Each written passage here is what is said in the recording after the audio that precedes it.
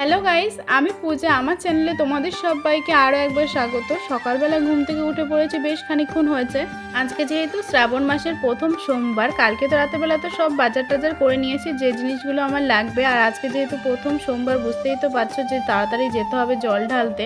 যেহেতু বাড়িতে কেউ নেই, সকালবেলা উঠে বেশ খানিকটা কাজ ছিল, সেই কাজগুলো করার পর আমি একেবারে জামা কাপড় কেচে স্নান টান করে নিয়েছি। ওই জন্য আমার এই সাইডের কাজগুলো আজকে দেরি হয়ে গেছে, করা হয়নি। এদিকে জামা কাপড়গুলো অনেকগুলোই জমা ছিল, যেগুলো ভাঁজ করা হয়নি।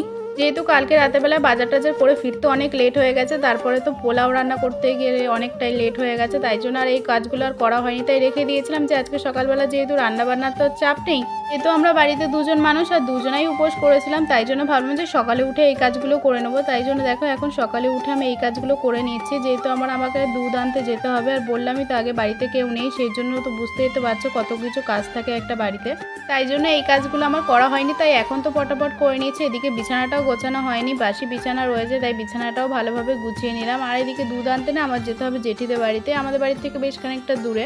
তাই ভাবলাম যে এই কাজগুলো সেরে রেখে যাই, যেহেতু হাতের কাজগুলো সেরে রেখে না গেলে বাড়ি এসে আবার এই কাজগুলো তো আমাকে করতে হবে। তাই ভাবলাম যে সমস্ত গুছিয়ে তাই যাব। তাই দেখো এখন বিছানায় গোছানো হয়ে গেছে। আর মা এই বিয়ের সময় না আমাকে এই ঘটিটা আর এই পুষ্পপাত্রটা দিয়েছিল। যেহেতু আজকে আমরা দুজন মিলে জল দিতে যাব, ওই জন্য বেশ ঘটিটা বড়ও আছে, তাই ভাবলাম যে এই ঘটিটা আর এই পুষ্পপাত্রটা নিয়েই যাব। তাই জন্য এগুলোকে বের করে রাখলাম। তারপরে তো এখন আমি বেরিয়ে পড়েছি জেঠিদের বাড়ি যাব। তাই জন্য যেহেতু এখান থেকে বেশ খানিকটা, তাই হেঁটে হেঁটেই যাচ্ছিলাম। যার আগে ভেবেছিলাম আমি একটা দোকানে শাড়ি দিয়ে এসেছিলাম, তাই সেখান থেকে আসার পথে শাড়িটাও নিয়ে আসবো, যেহেতু আজকে শাড়িটা পরবো, আমার লাগবেও। তার সময় দেখলাম যে দোকানটা বন্ধ, কিন্তু আসার সময় দোকানটা খোলা ছিল। আর আমি শাড়িটাও নিয়ে এসেছিলাম আসার পথে। আর এদিকে তো ঘটি করে আমার দুধটাও নেওয়া হয়ে গেছে জেঠিদের বাড়ি থেকে। আর যেহেতু অনেক ছোট ঘটি ছিল, ভয় লাগছিল খুব জোর